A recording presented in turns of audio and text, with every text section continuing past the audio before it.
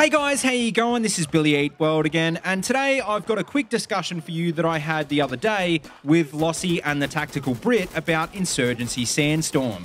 Because if you didn't already know, well, this game comes out this month, and considering BF5 has been delayed, you might be looking for another shooter to play until then. And so that's what we're going to take a look at today. This isn't going to be an in-depth comparison, but we are going to talk about most of the main differences. And so hopefully if you're not that familiar with the franchise, this video should give you a good idea about what it's about and why you might like it if you're currently a Battlefield player. So Insurgency Sandstorm then, Yep. we're all pretty interested in it. Hardcore shooter, modern. Does everything a lot of people are looking for, especially with a Battlefield game. So essentially, today we're going to talk to you about what a Battlefield player might see in Insurgency Sandstorm, why the game might be good for you over Battlefield this year. A lot to talk about, so let's take a look. Yeah, so I mean, I guess probably should tell them a couple of the things it does differently. So obviously, it's very similar, I guess, to Battlefield 4 in that it's a modern shooter, but it is pretty different because, like you said, it's hardcore, it's realistic, the recoil is pretty unforgiving, and it's got a lot of other cool features, like for example, like wave spawn. You don't just spawn in whenever; you actually have to wait for your teammates to spawn in, so you sort of stick with your squad a little bit more, and that kind of encourages you to communicate a bit better.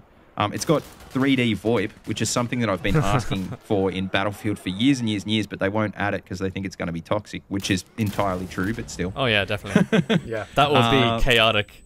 Yeah. And of course, it's running on Unreal 4, which is... So it looks gorgeous. Yeah, it looks a lot better than the previous game, which was on Source, right? So the last game looked a lot like CSGO, and this one's looking a lot better. It really does. It looks pretty good. Like on those PCs we were running at Gamescom, it actually looked pretty damn amazing. It's almost reminiscent of the first Modern Warfare and some of its graphics design. Like a lot of the colors and color palettes are very, very similar.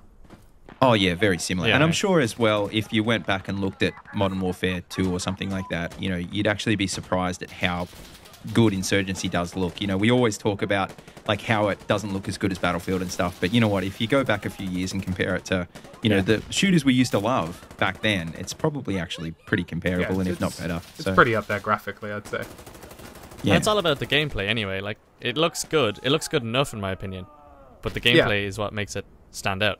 I think Insurgency's formula is something that's not like any other game, or it does things very differently as a whole. You spawn into a game of Battlefield, you can sponge bullets, you can do things like this, but in Insurgency it's just, you turn around a corner, you miss a shot and somebody hits you, that's it, you're done. Like, that's it.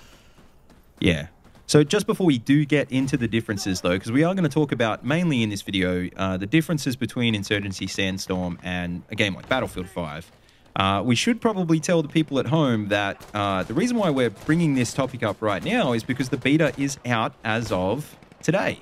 And the cool thing about it is that the beta is lasting till the launch of the PC version, which is on September 18. So effectively, if you've already pre-ordered the game's out pretty much. It might not be as polished as it's going to be in September, but if you want to jump in and pre-order it, you can basically play it from today. For console players, you're going to have to wait till next year, unfortunately, and there isn't a concrete date set. So, we'll get back to you on that one. But, like I said, if you're a PC player, jump in right now. All you got to do is pre-order it, and you can get right in. The beta does also feature all of the content that the game will have at launch. Yeah. Yeah, nice. I actually didn't know that. So there you go. I'm learning things too. Yeah, there's more in this beta than there was in the last. So 2 more maps in this beta compared to the last one. Okay, so let's talk about the differences between Insurgency Sandstorm and Battlefield. So if you've never played an Insurgency game before, maybe you're on console, maybe you're a big fan of Battlefield 4, and you're kind of maybe looking for another modern shooter considering this year's Battlefield isn't one. Why would you like a game like Insurgency Sandstorm? So maybe Lachlan, you tell us. What do you reckon? What's the main difference between this game and Battlefield? So interestingly, this game actually I think makes a few strides to be closer to Battlefield in some respects. Like if you look at the map design, it's much more open. You've got bigger spaces in comparison to the original Insurgency, but ultimately it's a much more. It's got a formula. It's got this super hardcore environment. You know, it's a game where, you know, you spawn into these big open spaces and these urban environments, and the combat is intense as hell. Like, it's not like Battlefield where there's a bit of in-between where you can sort of calm down a bit. It's one of those games where the second you're in an objective, you are on edge, and if you're not, then you're going to get absolutely destroyed. I've been playing it recently, and, you know, some of my favorite moments in that game is simply just the fact that, you know, I panic sometimes. Like, it's insane. Like, some guy will jump around the corner and I'll just lose my shit, be completely unable to fire my gun because I've been, like, surprised, and stuff like that actually happens, and it completely affects everything you do. But in games like Battlefield, you know, you're a bit more relaxed, it's a bit more casual, there's, you know, less thought maybe involved in what you're doing. But Insurgency is just the polar opposite, and it's not a bad thing, it's a good thing in a lot of respects. And Lossy, you were saying that unlike Battlefield as well, there's like going to be a bunch of free content. I think you know more about that than we do. Do you want to tell us about that? Yeah, so talking to the community guy, John, at New World Interactive, he was telling me that just like the previous game, post-launch, there's going to be free content. So that includes new maps, weapons, and he also mentioned possibly potential game modes coming to the game after launch. And all of this is completely free. Like, you don't need to sign up with a premium subscription or pay with microtransactions or a season pass or anything like that. He literally says if you own the game, you get absolutely all of the content afterwards. The downside of that is, I suppose, because of the size of the team working on the game, content won't come as regularly as a Battlefield game, but it is free, and it's going to be coming. And to add on to that, I know there was modding with the first game, so I'm guessing it's going to come with this game too. That's a thing as well. And the modding in the first game was like everything up to and including like complete new weapons and stuff, which was it was really insane. interesting. And that being said, they were basically like, from memory, like reskins of the weapons that were already in the game. So like when you added in like an AUG or something like that, it'd replace some other gun. But you know, still you could add in weapons, which was pretty interesting. And like the possibilities of using the Unreal Engine as well, because of that new engine. There's so much stuff people can make in terms of modding. Yeah, and I know it's a long shot as well, but, you know, we've seen games even do modding on console relatively successfly. So Bethesda especially has been trying it quite a lot, so it wouldn't surprise me to see if that is something that might be carried on over to the console edition. Yeah, and the only thing that would, you know, freak me out about that is if they did, like, try and do some sort of, like, microtransaction model. Because, you know, whenever I think console and modding, I think, you know, they're going to try and sell me little microtransactions. But like Lossy was just saying, like Lossy was just saying, that's not apparently going to be a thing, which is really cool. And that's, I think, something that you just get from indie developers that you don't get from AAAs. They're more interested in making a really good game rather than trying to monetize straight away. So, you know, that's something to be said about their the focus. team. Like, we should mention, their focus on the community is just astounding. Like, I get pings every single day on the New World Interactive Discord server because they're just constantly asking the community testers, here, look, what do you think of this gun, or should we change this? And they're constantly asking for feedback, and they get that feedback. So this game is really tailored to the community. Nothing is in the game that is just there to make money or there to sell weapon skins. It's made for us, which I think is pretty cool. Yeah.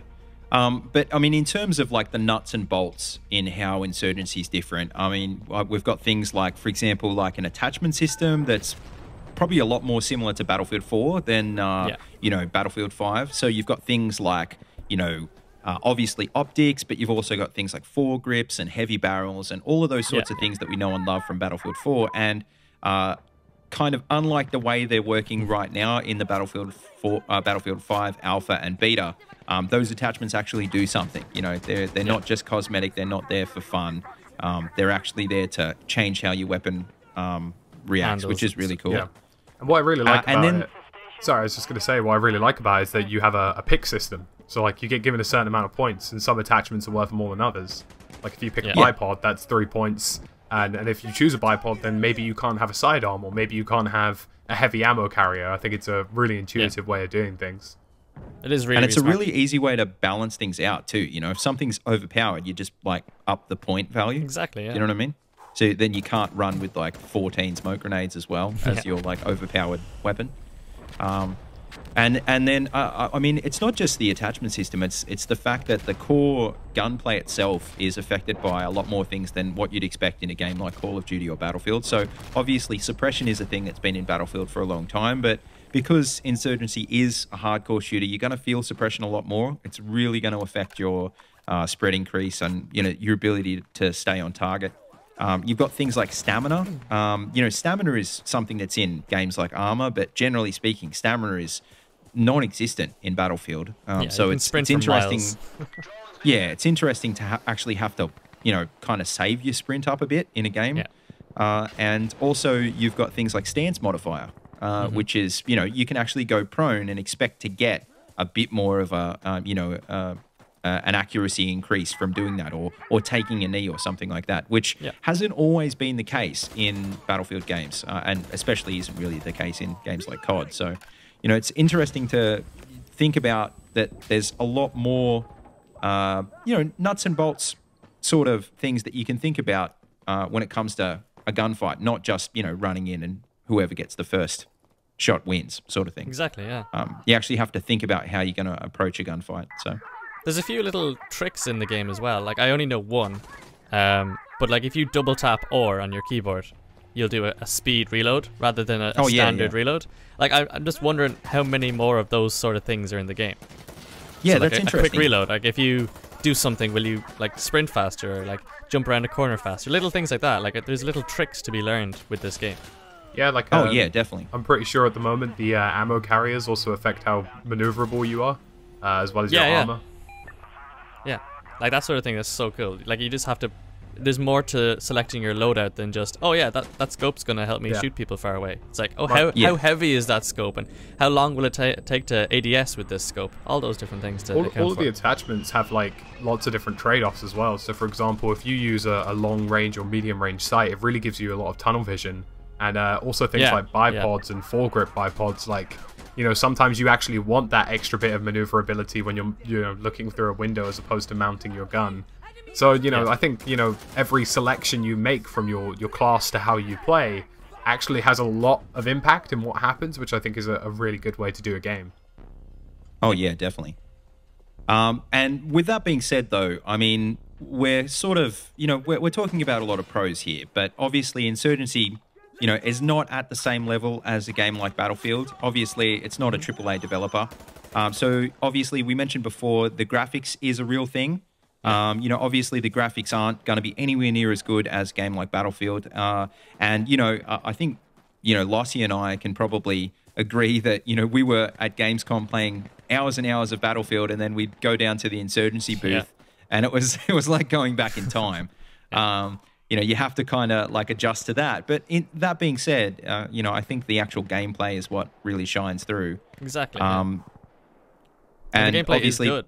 So yeah, it is. And Lachlan, I think you're pretty worried about like the performance issues at the moment. Yeah, I think there's been a few signs in the beta that aren't too positive, and I'm sure it is some stuff that they can iron out, but. Server-side performance has been great. We've had some lag drops, some server drops here and there. There's also the issue with graphics as well. Like, graphically speaking, the game isn't bad, but it runs a lot worse than it looks. So, like, the way it runs, you'd expect it to sort of be running on ultra graphics, but in actuality, you're sort of on, like, medium and low, and you're still sort of scraping in and around the 60 region. And I just, I think it's something that's really important for the formula they're trying to do, where you're using a sort of fast-paced reaction time shooter. Things like 60 FPS and good server performance are pretty crucial to how the game will be. Yeah. But with that being said, though, I mean, the last game did run smooth as. So I think it's kind of only a matter of time before the dev team can actually polish it up and optimize it to the point that we want. But it just... I mean, with the launch coming, not too far away now, it feels like maybe they might be pushing the envelope a bit to really get it up to where it should be by launch day. But with that being said, like I said, the last game was really quite optimized, and I have faith that they're going to be able to pull this one up to standard as well. Yeah, I don't think it's something that's been neglected in the development process. I think I was speaking to John at Gamescom, and he said, we're just trying to put so much content in the game that sometimes, things like optimization, takes a little bit of a back burner before launch. But you know, they seem very aware that smooth gameplay and servers are something that's vital to the game. So, you know, I think it'll be something that's done well. I just think, you know, at the moment, I'm sort of cautiously waiting to see what happens. Yeah. And the last thing I think we probably should talk about before we finish up is the fact that, you know, if you're expecting this game to be on the scale of something like Battlefield 4 or Battlefield 5, obviously the maps are going to be much smaller. They're not quite as small as, say, Call of Duty maps, but then, you know, they're nowhere near as big as a Battlefield map. As far as we know, I think the server cap is something like 32 players, and there's a lot of competitive modes which are even less than that. There is actually vehicles and things like call-ins that you can use in Sandstorm that weren't in the first game, like, for example, A-10 strikes and mortars. But once again, when I say vehicles, we're talking about jeeps and techies that can get you up to the point. It's not like tanks that you're expecting to, you know, battle it out with on the actual like open fields. It's not like that. It's more transport vehicles at this point, and who knows what they're going to do with that. But yeah, just don't expect to jump into this game and get the same sort of combined arms feel. It's very much an infantry-focused game, which personally I'm fine with, but I know some people are going to want more than that. The scope of the game's a lot different, but it's not necessarily a bad thing. Like, I don't think... You know, I think Battlefield fans will appreciate what Insurgency has to offer, but I don't think if you're looking for a game like Battlefield, you necessarily automatically jump to Insurgency. It's one of those games that's in the same basket, but a little bit distant from it because of its formula.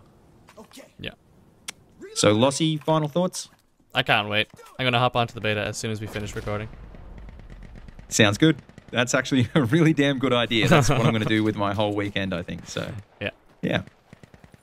But anyway, guys, that just about wraps up this video. So make sure you let me know what you think in the comments. And if you like what you see, don't forget to hit that subscribe button.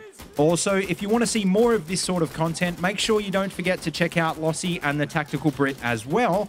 And of course, until next time, see you later and have a good one.